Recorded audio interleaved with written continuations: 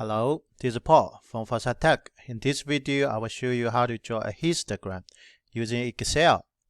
My Excel is Excel 2016. Okay, and the first you need to input the data. So I already typed data in the first column. Okay, you can see total 64 data numbers. Okay, so the first step, highlight the first column. And then go to the top menu, Insert. Click Insert. Find the statistical chart here. Okay. Click statistical chart. The first is histogram. Click. And that is the histogram automatically generated. 6 bins or 6 classes. If you want to look at the value or the frequency for each bin, so you look at it, it's 40. The second value is 11. But we also can add the data level, okay, the data label on the top of each bar. So how do you do that? The first click the chart, and then go to the menu Design. Okay, go to Add the chart element. Okay, click. We can add a lot.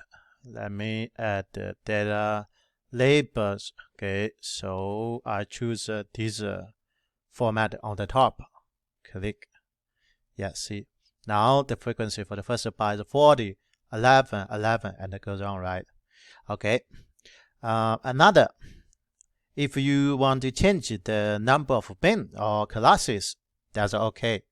You click the axis, see, and the double click. Yes, click again. Yes, great. So axis option is here. Did not show up. Let me click it again. Yes, now the axis option is showing up here. So you can either change the bin width or you can change the number of bins, okay, to set up by yourself. Let me get it here. Okay, so first, I have to double click it again. So the axis option here, right? We click the bin width. Okay, so far the width is 30. If you want to change like 20, let me try. Okay, great. See, now we have 9 bins, right? 9 classes.